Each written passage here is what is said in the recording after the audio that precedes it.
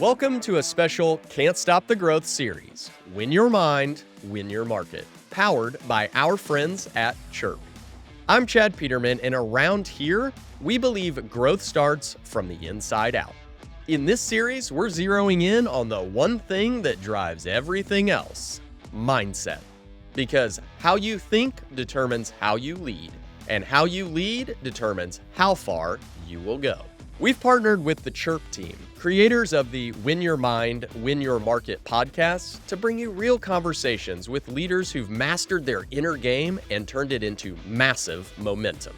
Whether you're building a business, leading a team, or just trying to get 1% better every day, this series is for you. Let's dive in.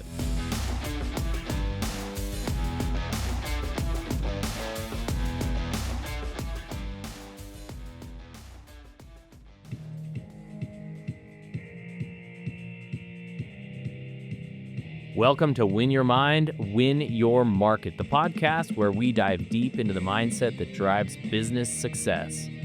We believe that winning in business starts with winning in your mind. Every week, we bring you the biggest names in the home service space.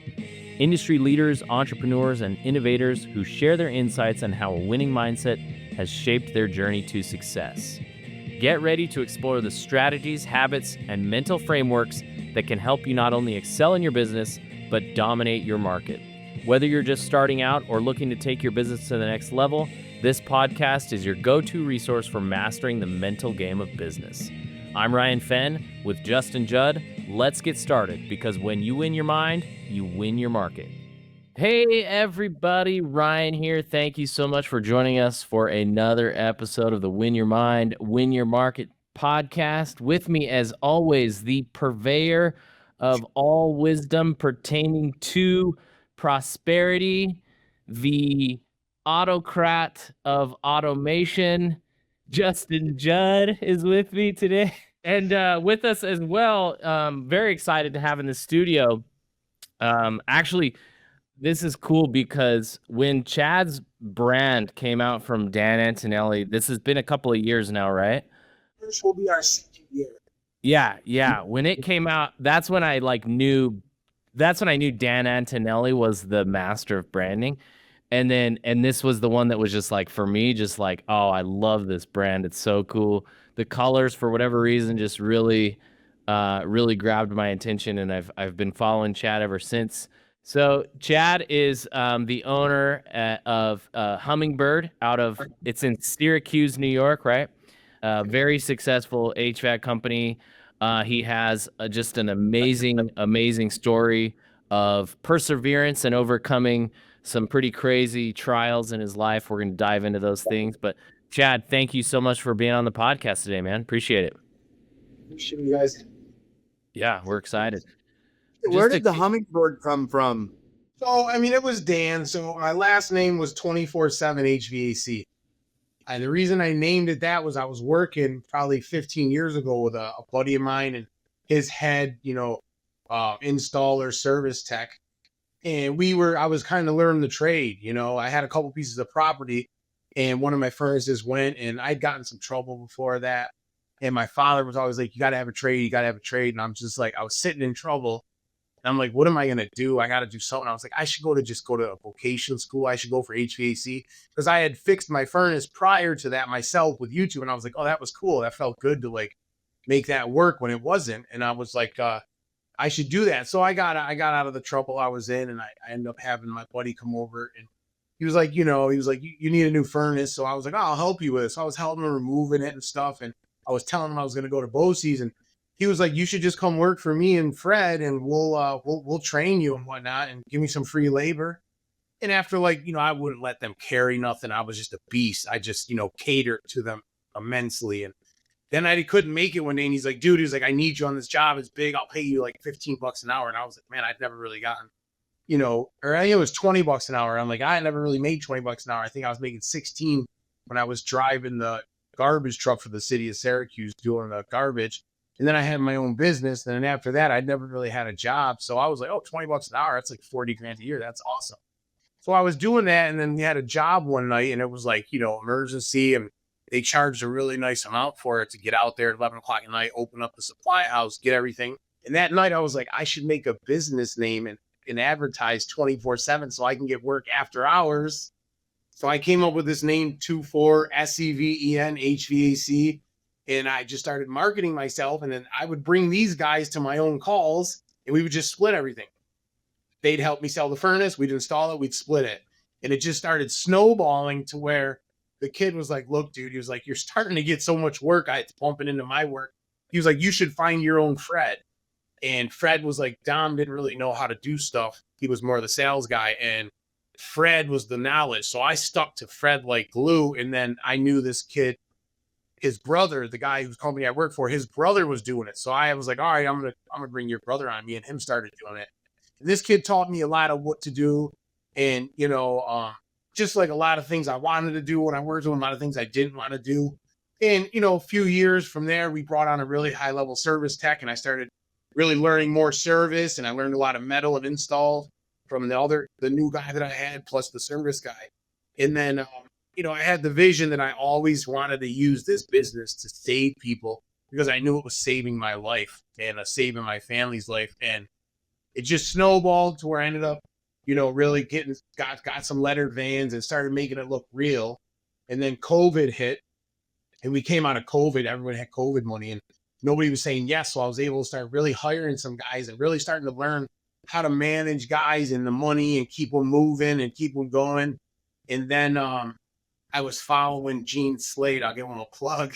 I was following Gene, and Gene ended up training Amanda at Grasshopper. That brought me onto Amanda, which in turn showed me about the branding. And then Gene and his brother got into a fight. And, being the hustler that I am, I inboxed his brother. I'm like, yo, I'll pay you to teach my guys Zoom. Because it was like $50,000 to get them on site or something, $25,000. I didn't have that type of money.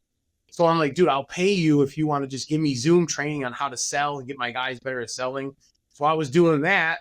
And he rolled into, oh, you should check out Dan Antelli. Because I was like, I want to rebrand my business. I want wrap trucks. I want it to look better.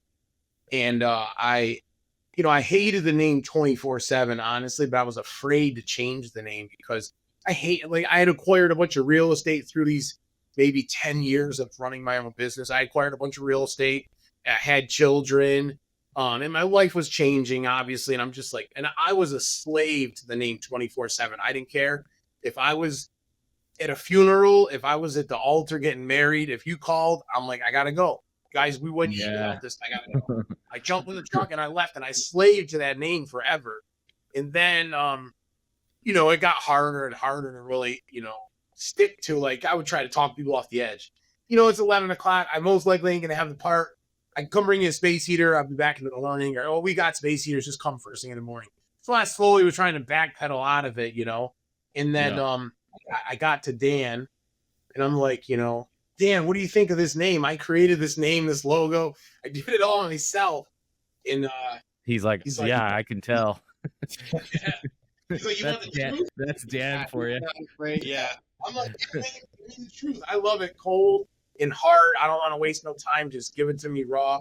I'm very transparent. He's like, the name sucks. Doesn't even make sense. Yeah, like, you got 2 letters and you got 2 numbers and then letters. That's never gonna get hit on Google. And I'm like, all right, man. Well, I'm like, I really just. He was like, but then I was like, well, I like the name. I'm afraid to change it. He's like, no, we can work with it. I told him my story, and he painted this whole picture with like, well, you are 24/7 HVAC. Like, that's what saved you, and now you've embodied this, and so you really are that brand. It's, you devote your life to it now, so we could still tell a story. And I'm like, cool. So me and my wife went to Europe for like August because I only had like 3 or 4 guys. So I sold like crazy. I booked them out for like 3 weeks. And then we went to Europe to spend time with our family, brought the phone and the laptop. My wife, 6 hours ahead. By lunchtime in Italy, we were answering the phone for Hummingbird 24/7 here and just booking and keeping the guys going. And when I was there, I had some time to think about it. And that's when I was like, all right, I'm going to hire Dan to rebrand 24/7 with the same name. So I made the payment, the down payment. I paid the extra $5,000 to like get it rushed because he was so booked out. I was like, I'll pay you an extra $5,000. I want this done by January. I want to roll out the new year. I got back. Victor Rancor, I found him through Amanda because he was always commenting on her stuff. I started inboxing him, And he was like, dude, you should come to my Profit Rocket. Now that I think about it, dude, Victor was instrumental in giving me that ticket for free. It brought me to Vegas, maybe transformed everything for me, to be honest. Because he gave me that ticket. I got to go there and see all this stuff on a grand level of like people that were really doing it. And then I was sitting in through Dan's seminar, and he comes up with, I never met Dan yet. He comes up with this like 24/7 electric, 24/7 electric, and he's going over ways to brand, ways not to brand. And then he talks about the 24/7 electric. He's like, you know, these so guys like, suck. Yeah. Well, I ended up like sneaking up behind him after I tapped him on the shoulder, and I'm like, you can change my name. And I'm like, yeah, dude. I'm like, I can't use this name no more. I'm like, well, we got to burn it. I got to educate me how this is going to happen. Because I got like 12 years, 13 years of, using this name out here. And with Google and reviews, I had like 100 reviews, and I was nervous. And he was just like, we'll work it out. So then he presented us 6 names. We had bought a new house. My wife's old school Italian. Her parents come from Italy. They go back every year. They don't speak English in the house. They speak Italian, and my wife, it's her first language. So her sister came to America. She was born in Italy. She was like Vita's mom because my mother-in-law had to work. They just got to America. So Maria raised her, and unfortunately, Maria had passed away, and it was very sudden.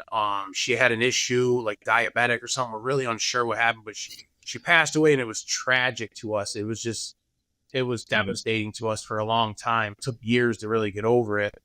But my daughter, fast forward, is now in school, and we're in this one district, and one of her friends got caught with a vape in the bathroom.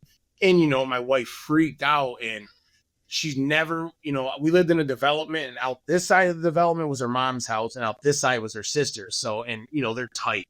So she's now saying, we got to get out of this district. I don't know what to do. And she's like, I'm praying to my sister.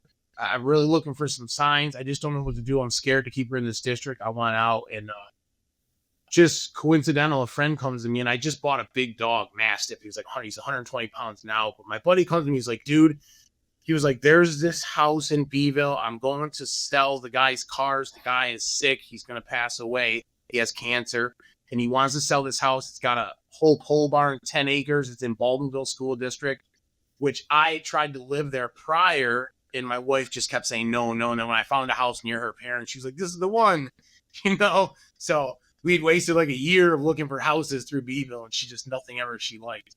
So I'm like, Al, that's an amazing house. I'm like, but my wife's never going to move 20 minutes, 15 minutes. And it's really close, but it just seemed so far away, Yeah. So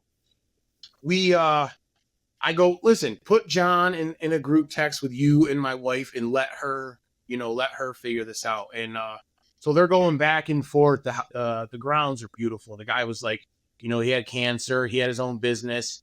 And he was just like now waiting to pass away, unfortunately. And he wanted to go to Florida, but he would just like hang out in his yard, take care of like this garden he had, and all the beautiful flowers around it. And it was, totally private. So they're talking back and forth, and he sends my wife some pictures, and she's scrolling through them, and she comes to one picture, and he's got a huge wooden cross on the front of his house.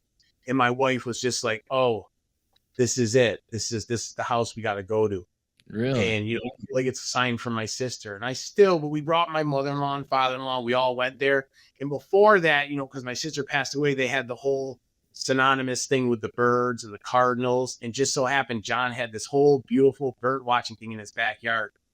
So we go there, and my wife pretty much felt like it was a sign from her sister. We needed to get this house. And then, one, like the whole meme goes, one day you're in the club, next day you're watching birds. We're like sitting at this house and we're watching birds, and we got bird watchers on the window in the backyard. And it was magical, all these birds. And so fast forward to Dan now, he wanted to roll in my past and how HVAC saved me. So we came up with 6 names, and one of them was like persevere, like persevere, but persevere. Another one was Right Track Heating and Air. It was like, we're here to, this put my life back on track. We're here to put your system back on track. And there was a couple other ones in there. And number 6 was Hummingbird, because I did the questionnaire and I told him I loved Amanda's brand. I loved how it was like made no sense about heating and air, but the name really stuck. And, so I had said that, and, I would call my wife and be like, she'd be like, Right Track Heating and Air. And we got Fast Track gas stations around here.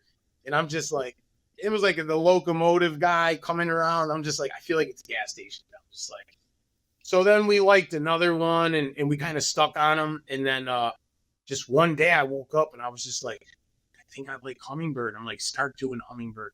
She'd be like, Hummingbird Heating and Air. And I'm like, oh man, that stuff's in my brain. And I'm like, what about the birds? And like, it makes sense. And then it was like, started just feeling it and feeling the connection with my sister-in-law, and I always felt like, she was our higher power now, overlooking us and not making sure we were going to do right. And, she knows we got really good hearts and she's got her children here. So I would always kind of talk to her in times, just be like, I'll take care of everybody. Just guide me and show me the right answers and what to do. And it kind of, we ended up rolling out with Hummingbird. That was the whole thing behind it. And Man, fast forward 2 years later, yeah, that's pretty much how we picked Hummingbird. Yeah, that's a really cool story, and it drives my like of the brand even further. I think it's really cool when there's like an actual story behind it. I wish I personally had a cooler story about Chirp. I'll just start telling your story, but I'll change the bird to Chirp rather than Hummingbird. But no, it's that's a really cool story, and the brand, there's just something about it. Like you said, you say it and it's like Hummingbird Heating and Air. It's like, oh shoot, when you hit it. Like when we found Chirp, it was like, dude, that's what this business is going to be called.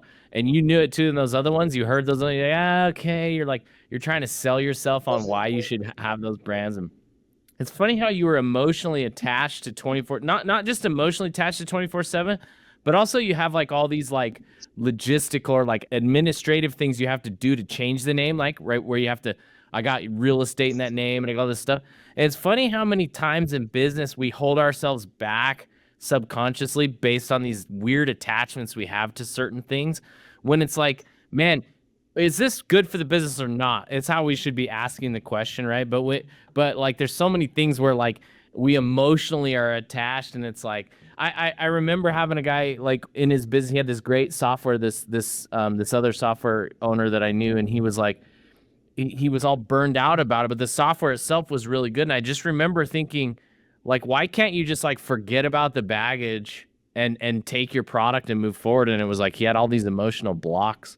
And I can tell, like, when you tell that story, it's like I know the frustration when you're like, I do not want to change my name because now I got to change that paperwork and I got to go to that government building and change that thing and do that. And it's like there's all these emotional attachments.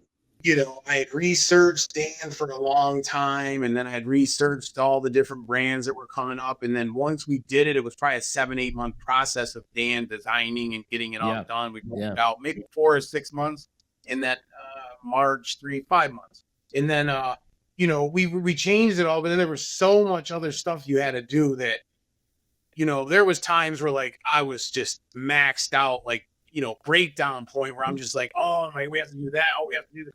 And then more things would just keep flooding and flooding. Oh, yeah. And it was a seriously hard process, but I like a good challenge. So I was excited. My wife was very nervous to do it. She was kind of like, hesitant. And I was full board, like, no, we got to do it. I've been researching. I see all these companies around the country. They are exploding with the right brand. I think if I can get out there, I enjoy marketing and I enjoy kind of like talking. So I'm like, if I can just get out there and, hammer the marketing, let people know it's us. So we put billboards around town with our faces on them, so they knew it was us.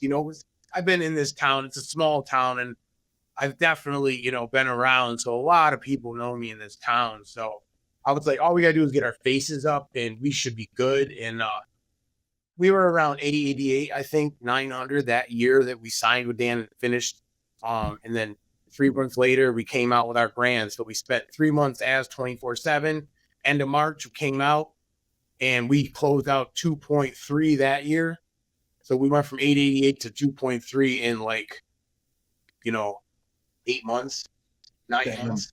Now that you've gone through this painful process And as with most painful processes, we come out the other end stronger. Our mindsets are more bulletproof. What would you tell somebody who's facing this challenge of going, man, what do I do here? And they're kind of considering this entire shift in their life. I mean, people think it's just this simple, like, oh, we're just going to change our brand. It's like, no, I'm changing my identity. And so there's a lot of emotion attached to it. What would you tell somebody that's going through that? I mean, at the end of the day, you got to be 100% committed. You got to stay disciplined, and you can't accept anything except success. You can't accept failure. Like at the end of the day, I don't think I can be beaten by anything. I have the mindset where I tell people a lot of times, like, you want me to be an astronaut? Show me the school, bring me there, get me around the right people, and I'll become an astronaut. Because I'm not going to stop until I get to go onto a spaceship with an astronaut and go to outer space. You telling me I need to do it, and it's in my mindset.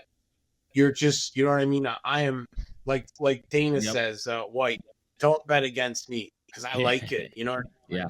I like that challenge. Tell me I can't do it, and you are just feeding the fire of Chad, That's so sweet. You have to have that tenacious, mentality of just like, I won't quit. And then, perseverance will always win.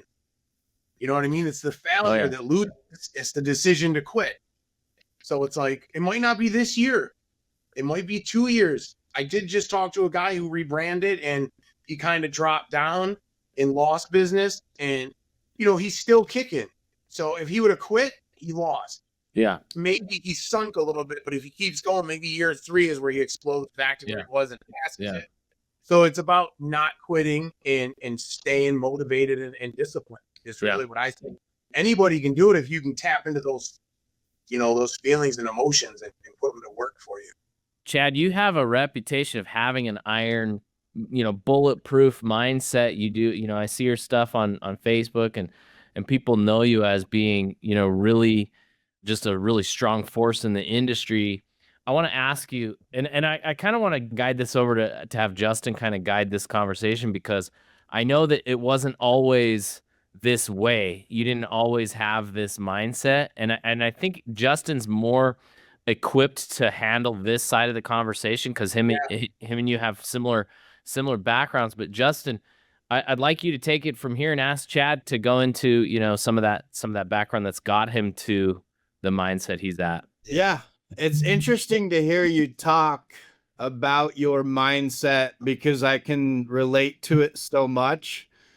I think that there's something that happens when you go through the level of struggle that you and I have gone through, where when you can actually overcome it, it becomes a superpower. Yeah. Because I'm the same way. You got to kill me if you want to beat me. Can you talk about that a little bit? I made the post on Facebook the other day. Obviously, I'm 100% sober. I've been through just about anything somebody could go through in life, and it was because of my own poor decisions. Let me make that clear. But I've overdosed 3 times. I've been on life support in ICU for 8 days. I had a stroke. I was on kidney dialysis, fought through it. So, and that's just the very short summary. Obviously, there's a lot more that happened in between those things, but can you talk to us a little bit about some of the stuff that you've been through and how that's kind of helped mold the mindset that you have today? I came from a nice, tight Italian family, very close, tight-knit family. And then around 12, 13, my parents divorced. And it was kind of, it was a rough one. And I think they both had to figure out their lives. I don't really know how old they were, to be honest. I'd have to do the math. But now looking back at my age, I kind of understand if I was, unfortunately to divorce my wife at this age, I would have to figure out my new life. So, they kind of had to go about figure out their own lives. And, I kind of got left maybe unguided with a lot of emotional baggage from that. And I think I found family amongst my friends that I was maybe, partying with, casual partying, smoking weed, drinking, maybe eating mushrooms and stuff like that, or some lower level stuff. And I think I found family with these guys, and then it kind of led one thing into another, probably into my late teens, maybe early 20s, I was using cocaine and things like that. And, it rolled, my lifestyle I was fully submerged in the streets, I guess. I was, drug dealing, drug selling, wholesale, retail, whatever I could do to make money, and then using as well, So in my town, I was known probably as not a good person. And, my mindset, it's crazy though, because I have the same mindset when I was a bad person, was like, I could have accomplished anything. And I tried to get to the top of what I was doing. Like I always tell people, I was the best at being the worst. I was still the best. And I'm for the best at being the best, I'm in that business mindset on the streets. Yeah. And quick disclosure, that does not translate into being a good businessman. They are night and day. A lot of people are a good businessman. Hustlers about one of them. But when you start to get to try to scale a business and do like real infrastructural stuff, that you could take what you have from the past. It means nothing. You need like scholar knowledge. For sure. Like, I'm a good businessman because I'm a hustler, and they are two of a total different. Yeah, I had that hunger and that mindset to win at losing. And I did. I won at losing. I was an amazing loser. And that rolled into me getting in trouble for cocaine. And I spent a year, maybe 14 months in jail. I turned 21 in a cell, locked in for the first 3 days. They lock you into the TV shop. So I turned 21 locked in a cell by myself. And I remember calling I had the option of doing like 8 months or 5 years probation. And I chose the 8 months. And then I'm locked in there for 3 days. It's my 21st birthday. I remember calling my wife or my girlfriend at the time. I'm like, you need to go see my lawyer. I made a mistake. I want out of here. I'll do the 5-year probation. And she calls my lawyer on 3-way, and he's like, dude, case closed, bro. You're done. And I'm like, so, the first 3 days were just awful. Closed, bro. Yeah. So I left the county like lockup and then went to like the county jail. And once I got there, I was out in public with other people. It slowly got a little bit easier, but I got in some fighting and stuff like that. So I got some extra time. But when I got out, I needed something to do. And I got my CDL, and I went and worked for a buddy of my father's driving a truck. And then that rolled me into getting into the city, driving the garbage truck, which in turn, and I was still a bit of a hustler. So I had a job, and I still liked to hustle. I would like buy and sell cars. I would do anything I could to make money. And I ended up saving up a couple $100,000, and I bought a nightclub in our downtown district, which was an awful mistake because I was inside a piece of real estate with my father, and I was going to buy it. And instead I chose the nightclub and a new Escalade, which, I wanted that ego instead of that security. And my life kind of, shot up a little bit. I was making some money when I got out of jail, legally, illegally, saved it, bought this nightclub. And then, the nightclub kind of was like the descent to hell. I was 23 years old. You're making 50, 60,000 a month. This is back in 2003. And, I got a Cadillac Escalade, and I'm like, I felt like I was, superstar. And I was set. I got a nightclub, and I didn't really know business. I just knew how to like market and promote. And I'm just like, I'm set for life. Good. I didn't need to I wasn't managing the business and whatnot. It was just, and one thing led to another. 3 years later, it was like tailing out, and I picked up, addiction throughout that with like, using more cocaine. Where before I went to jail, I was more of a hustler and maybe a social one time here and there, once a week. Now I was in a nightclub setting, and it was just like people were just bringing it. One thing led to another. I was eating the pain pills and doing the cocaine, and then the pain pills dissipated, and it kind of got me into Oxycontin, and then that dissipated, and then someone introduced the heroin. And before I knew it, I was sniffing heroin and cocaine on a daily basis. Fortunately, was able to put the club up for sale. And got a kid who wanted to buy it. It was a $300,000 sale, and I was messed up because I was again young and on the influence of drugs. And at the table we were signing, he was like, "Can I give you 150 and owe you 150?" And I'm like, "All right, yeah, cool, that's great." My lawyer never put a clause in there like if he messed up. There was some late fees clauses, but there was never like, if you default, I take it back. And this kid went and renovated this whole nightclub. It would have been a score for me if I had if I was a little more focused, I can't even blame the lawyer, but at the end of the day, I should have been, So the contract, I got 150, and now I have an addiction. I have no job. I have nothing to do, and I'm walking away with 150,000. And, one thing led to another, and I ended up becoming an IV drug user with the heroin, because it was cheaper to like shoot one bag versus sniffing 4 or 5 bags a day. And then, the cocaine comes into smoking crack, or, you know what I mean? Just totally immerse myself into, heroin and cocaine. And that ran from maybe till I was about 26 till maybe 31 or something. My daughter's 16. She was born premature. She's the one that really gave me the strength. I would, everybody was trying to help me. I'd get clean here, clean there. Nothing really ever worked. But I had this monkey on my back that I had to feed it. We ended up using some of the money to get married. I bought her a ring, and then it was like $75,000 to the ring, the wedding, the honeymoon, all this stuff. And then Did she know all this was going on the whole time? Yeah.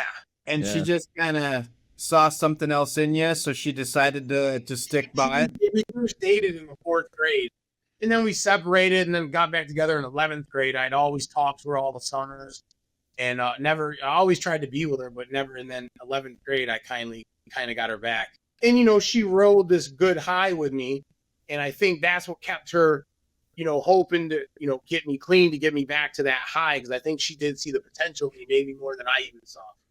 And I think I've seen this movie. It's called Goodfellas, right? Yeah. Right? Yeah. I think maybe it would make a good script. It'd be great. Yeah, heck yeah. But I mean, there's so many incidences, 10 years of deep addiction. It was crazy. Maybe it's even longer than 10 years, probably 15 years. But I feel like, my 23 to 33 was really hardcore addiction. Addict wise. Yeah. But she ended up getting pregnant. The money dwindled away. I was still hustling and whatnot, still trying to get clean. And then she ended up getting pregnant, and I fought really hard to get clean. And I had maybe like 6 months clean or something.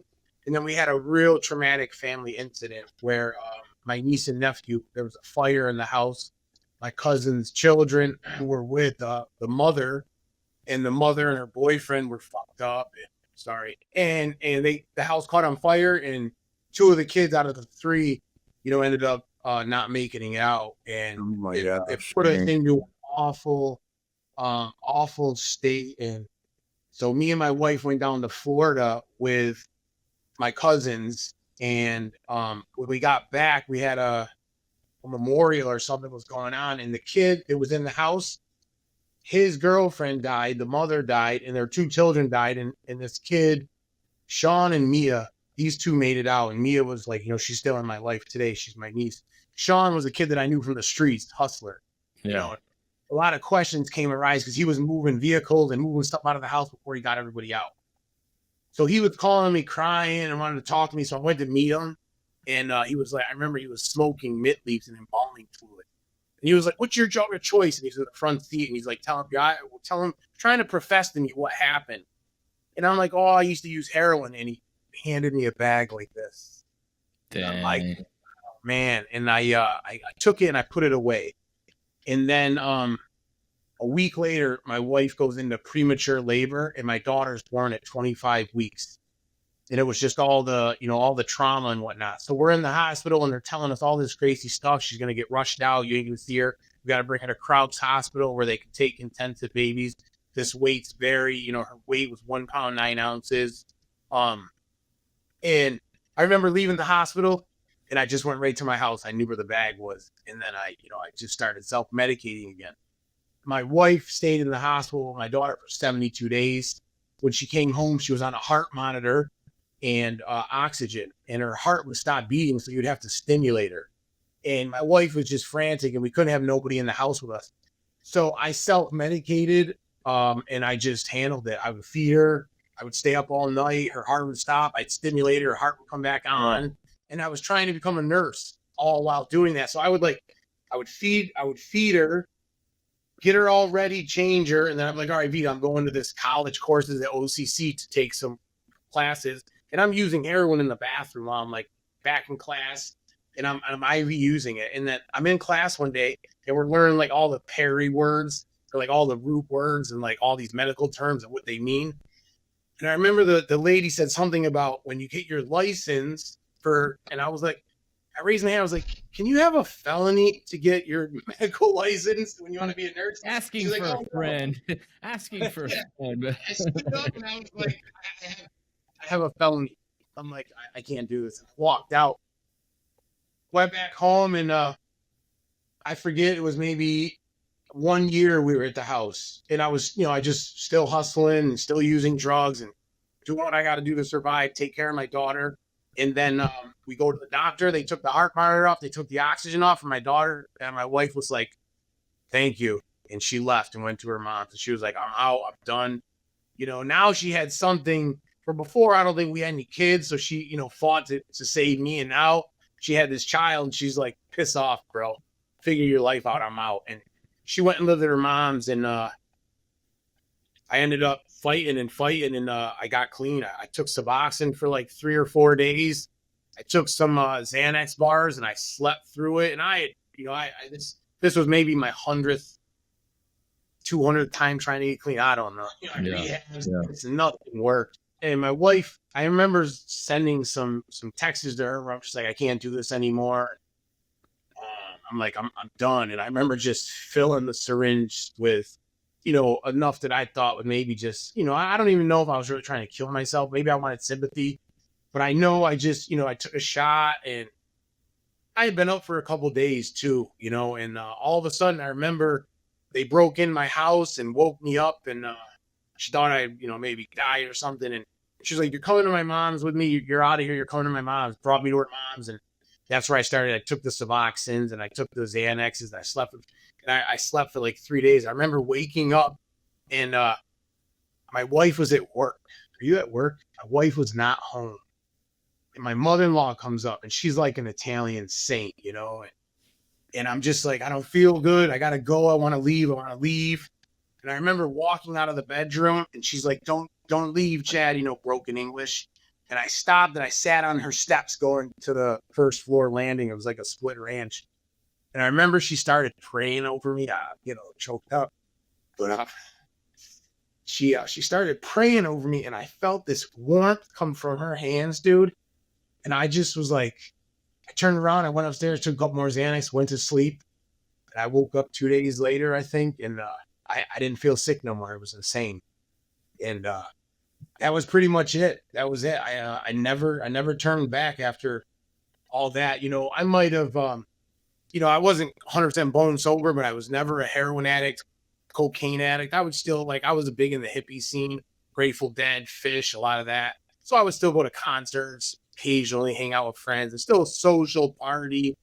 But I feel like right when COVID hit, it locked me away from people. I realized what my mission was. And I was just like, it kind of took me out of being able to see people and enjoy that social environment. And that was it. I was like, we got this HVAC business. We got to dive in. I'd already had like 10 rentals, 10 doors. Right now we're up to 65 apartments. And that was it, man. I was just like, you know what? I'm going to use it. And I was doing HVAC throughout like the social partying time. And my daughter, maybe, even 7, 8, she was still of age. And, I was still actively socially using, and then I was like, I got to do something with this HVAC. We got the real estate. I got to figure it out.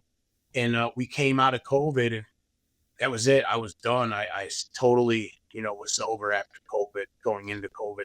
You know what did happen? I was at a buddy of mine's house, and they were all doing cocaine. And I decided to do a blunt with cocaine, and I used somebody's straw, and it gave me a panic attack because I thought maybe I had COVID. And I remember going back to my camp, because we were staying up in my camp, and I was like, never, ever. And it put me in this crazy panic. And I'm just like, I'm never doing this again, dude. I was thinking I had COVID, and I'm like, what am I doing? And it just put me into this wild panic. And that was it, man. I never used drugs again. So, Chad, I want to ask you a couple things because being someone that's overcome addiction, it's always it's fascinating to me. Everybody's story is different. Yeah. And I'm trying to like nail down what it really is that makes people finally decide to get sober and change. Yeah. You went through a lot. You went through obviously all the stuff that you went through, getting locked up, dealing drugs, but then you had your baby and your baby had some issues. Yeah. Is there anything that like comes then your wife did the prayer to you and you felt it sounded like that was kind of like an important moment. Do you feel like it was a spiritual thing? And the reason I'm asking is because like for me, the external consequences never did it. Like I know people all the time. I know people in prison right now that have lost their kids and that have lost their wife and that have had external consequence after external consequence and still don't get it for whatever reason. And so for me, it was an internal thing. I got sick of feeling like I was dying inside. And it got to the point where I was ready to change. So anyways, is there anything, do you feel like it was that prayer that your wife gave you? Is there anything that you can think of? Mother-in-law. Oh, it was the mother-in-law. Okay. Mother-in-law definitely kept me from leaving that day. Right. And that's what got me actively out of being a heroin addict, using an IV needle, shooting cocaine, shooting heroin. And I ended up getting a job 3 weeks later. And I bumped into an old friend of mine from high school who got me back into going to fish, the band. And as crazy as it seems, man, me and him were working this job doing a low voltage audio video. And we were down in this like hippie area of town, Ithaca, New York. And we were doing a job for a guy that owned a head shop. And he's like, my buddy's seen some stuff called salvia. And he was like, yo, you ever done salvia? And I'm like, no, what is it? He's like, it's like a psychedelic drug. It's like, it's wild. And this guy's like, listen, I have some real intense salvia. And here I used to go to fish in high school, eat mushrooms and acid and all this stuff. And I was like, oh, wow, that's wild. He was like, you should try it. You should try it. And I was like, the guy gave us it as a tip. We went, Ben, I have this on film. I have the whole video. I've done salvia, by the way, so I'm interested to hear what you have to say. So the first time I did it, I went sideways, and all of a sudden I panicked, and I was nervous, and I came out of it, and he's like, dude, you got to relax. He's like, I'm going to help you. I'm going to shaman you. I'm going to keep you calm. Did it again, and I panicked, and all of a sudden he's like, no. He's like, you can relax. Remember, you got to let go. You got to let go. It's all on video. And then all of a sudden I was like, oh yeah, I can let go. And then I had this vision. I went through all this pain and trauma in my life, and my mother was floating right here with me. And he had a tapestry on his wall, and that became like the ground. And then all of a sudden I ended up standing in line at a carnival, and my mom was still there. And then I just got this feeling that like I need to let the baggage go. And it was about, and I opened my eyes, and I was like flapping my wings. I'm going like this, and I'm like, oh, my mom's here. And I'm talking, and I'm like, I came out of it, and I looked at him, and I go, I just found the answers to life. I kind of went like this. He was like, don't lose them. And I went like this, and I fell out. And I came back to it, and I was like, oh, dude, I'm carrying all this guilt from my parents and my childhood and all this different trauma that I've had. And I'm carrying it all and letting it weigh me down. And all I have to do is let it go like a bag of sand, because I have my own family now that I have to focus on. And that was really the thing that rewired my brain instantly. And then he was like, we should go back to fish, man. There's a fish concert. And then he got me into microdosing for a while. And I was microdosing, and I really felt like the microdosing rewired my brain. And I know some people have a hard time understanding it, dude. It's going to be out in the next, it's going to be a huge thing. I know a lot of people, do the ibogaine, and people do the DMT and the ayahuasca. I'm a huge component to believe that these are viable ways to rewire your brain, and at least to be able to have a different perspective to look at yourself. So that's the real thing And I wasn't sure if I was going to honestly tell you guys that. I was going to keep it a little more basic, but that I do attribute my reincarnation of life attributed to some psychedelic experience. This has been anything but basic. Yeah. I want to touch on something that you said there that's really interesting. I've done ibogaine, by the way. You and I can have that conversation like off the podcast. But what you mentioned that experience brought you to was that you had to get rid of the guilt. So Ryan and I talk about it all the time. Shame is shame. If you believe in the universe, shame's the lowest vibrating frequency that there is in the universe. So authenticity's up here, shame's down here. The interesting thing about shame or guilt, whatever you want to call it, is it gets you the exact opposite of what you're trying to do. Let me explain it a little bit. Like when you're going through some of the stuff that we went through and you're feeling shame about it, it only makes you keep doing more of what you're trying to not do. It's a vicious cycle.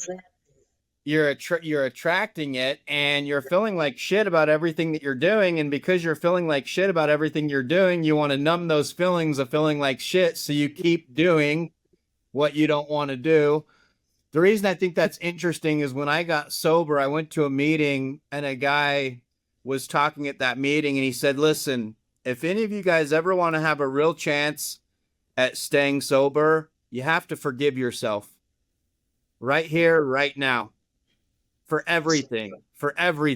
And he said, you can't sit and try and forgive yourself for one thing at a time, because you will always find something else to not forgive yourself for. He's like, you have got to forgive yourself as a whole.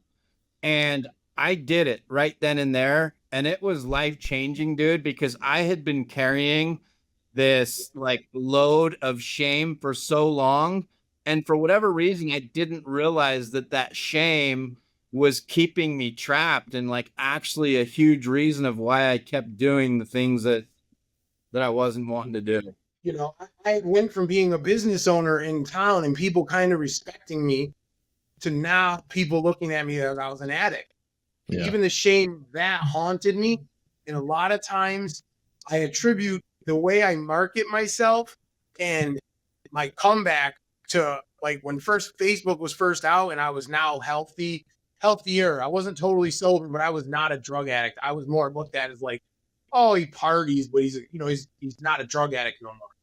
But I used Facebook to really show so much about myself because I wanted this town and everybody in it to see that I wasn't an addict no more. And then I think that also fed my hunger to be like, I have to get back. You know, I was really in shape in my 20s, came out of jail, was shredded, no fat. And we got married at 30, I was 300 pounds.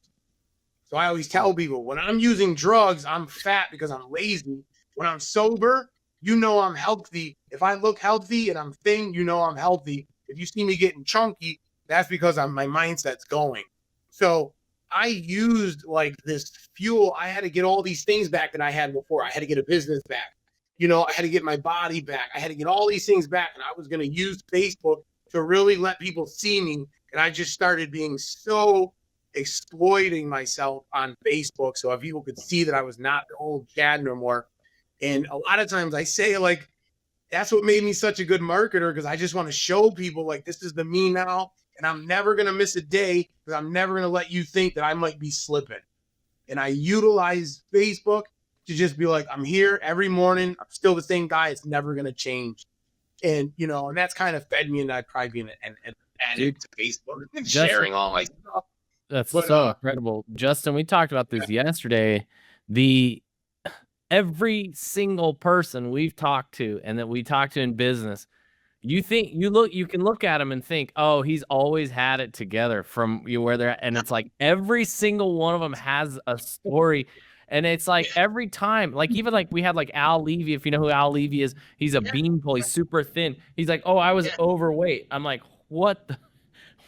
You were overweight at one point? It's like amazing, these stories. So the key takeaway for me has always been, it's like, no matter what, you can look at somebody who's successful, and I guarantee you they've been through something that's put them into this mindset, because man, nobody has ever just been like, oh, I've had it all together from day one. I've got it all figured out. Obviously some stories are more dramatic than others. I don't have as dramatic of a story as you, Chad, for sure. But like, we all have things that we could tell an hour-long story to easily to say, no, I was not this way, and now I am. And so if you're listening to this and you're in a situation where you don't think you don't think you can pull out of it, like, just know, like, everybody we talk to has done it and come out. I want to give a quick shout out to the three real heroes, the three angels of your life, Chad. Your mother-in-law, your wife, and your daughter are straight up angels from God that are like you don't deserve them in your life, and they have been there. Like, it's just incredible. I would love to meet them. It's like so cool. Like, it sounds like your mother-in-law is like, Her straight up. father-in-law took me in, and I didn't even consider that flaws. Yeah. Fortunate enough that, like, my father-in-law, I get to meet one of the angels. Hi. I'm fortunate enough that my mother-in-law, I consider her a mom. She's just a second mom. Yeah. I feel comfortable enough. They took me in off the streets. They let me live there for a few years until I got it back together. She didn't want to go to the old house I owned, so we ended up getting an apartment near her parents, and I ended up starting to rent that house, and that's what got me into real estate. But they took me in and gave me, essentially, and I love my parents. My parents are still close. We're all still tight. We all celebrate holidays together. But my in-laws gave me my second family and gave me something back that I was missing, that I had when I was a child. And I'm fortunate. My father-in-law is like one of my best friends. My mother-in-law, no embarrassment around her. I had a really bad infection one time. My arm blew up from a needle. And I remember just going there and her hot packing it and squeezing this black, nasty stuff. Like, what a saint, right? Like, I see this as like, God knew you had to go through certain trials, but he said, you know what, though? I'm gonna give you what you need to get through them. And these are part of that. And it's, to me, like, we all have to go through certain things. We look back and go, I had to go through that to get to where I'm at. But God, or, Justin will say the universe, I'll say God, puts those things in our lives that it's not necessarily just like, hey, it's not going to take the pain away, it's not going to fix it, but it's enough to get through to the other side so that you can endure the pain and get through to where you needed to be. And I think that's just amazing to hear that story. So yeah, I think we all need a little pain to, like, build our internal strengths. Oh yeah. Or a lot. And now, like, Oh, yeah. I got kids. I have kids, and, like, we're not starving by any means. Yeah. I'm not giving my kids zero. Right. I'll be there for you. I'll show you what you can have. They get lost. Yeah, but you're gonna have to do these things. I'm Yeah. gonna make sure that they earn it. If they ain't getting nothing for free, it's like, I'll create a little bit of pain in you guys. Like, my daughter's about to be 16. I'm like, I'm not buying you a car. She's like, I got like 4,000. I go, good. I'm not spending zero of my money on a car for you unless you have a job and you can pay your own insurance, and I'll help you with the car, and you're gonna owe me that money. I want it back. I ain't giving nothing for free. Nobody gave me nothing. The interesting thing about pain and trials, Ryan, because you kind of mentioned, mine might not be as dramatic as your guys's. So, like, I would hear that all the time in group therapy. People would hear my story and they'd be like, oh man, like, there's no reason that I should be an addict. Like, I have not. Everybody deals with it, dude. Pain is relative. The experiences and trials are relative. The pain that you've experienced and the trials that you've experienced are just as painful and just as hard for you as the ones that I've gone through. That's the interesting. Life is custom tailored to what we need. Life is custom tailored to specifically what that soul needed to go through. And it's all the same. Like he says, relative to that person. That's a really good point. Chad, this has been just super awesome. And we have a few more minutes. What I'd like to do is, we've heard all this crazy trials and overcoming these things, but you guys have gone through some crazy stuff, but now you have a super awesome business. You have a super awesome brand. tell us the victory.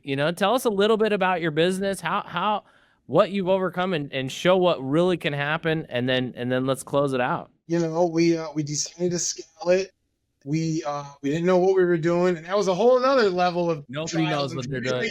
Nobody knows what they're doing. Don't get it twisted. It's like, one day at a time, and on every level you experience more pain and stress and struggle, and then level. And up until now, we got I think we got maybe 14 people in the company. I definitely can say we love what we do. Yeah. That's the most important part. You love what you do. My main thing with the business now is I want to change people's lives. I want to use this to let people know that I didn't know what I was doing, and come on board and let me help you and change your life. Creating more leaders. Yeah. What's funny about that mindset of actually where you've transcended the need to become rich and wealthy and you've transcended that need, is the actual thing that's going to bring you to that next level. Like the fact that you've overcome the need to become rich and wealthy, and you're in this to be a leader and to help people, and that's the thing that's going to make you rich and wealthy, right? So it's just so it goes for me scriptural, where it's like you lose yourself to find yourself kind of thing. It's like you had to go through all of that to a point where nothing mattered anymore but your kids and your family and helping other people, and that's when the blessings pour in. Well, that's what did it for me with the HVAC, was going to help somebody who was like distraught, cold. And I had this gift now that I could physically make you warm and happy and smile again. That was the icing on the cake for me when I got into heating and air. And now being able to give back, man, like nothing makes me better than happier and feel better than to just be able to give to people and expect nothing in return, So just this to is help. why I stayed for all those. Yeah. Vita, you saw you're a seer, right? You can see things that other people can't see. You saw into Chad, and you saw that he has a lot more than the heroin, a lot more than the addiction, and you saw the real thing. And you weren't in it for the reward, obviously, but look at the great reward that has come from it. You have a family now, and that's so cool. And Chad, you being able to say, like we can all take from this, the feeling that your mother-in-law, that warmth that when she put her hands on you, and that warmth that came through, like if we can all figure out what our ability is to pass that warmth on to other people, that's all there is. So just, man, Chad, this has been so great. So grateful to have you on. Everyone's and I got to have told the whole story. It felt good. It felt nice. I enjoyed that. The power of story is everything. Everything is a story. Literally everything in our lives comes from story. Every product that's here came from a story. Everything exists because of stories and people willing to share them. I remember back in my stand-up comedy days, I was doing stand-up with a Pauly Shore. Do you remember who Pauly Shore? Yeah. And I was sitting with him one night. He's a weird dude, but he's got a story to tell for sure. But the one thing he said is I said, hey, give me some advice I want to be good at stand-up. And he said, nobody cares about nobody cares about your opinion until they care about you.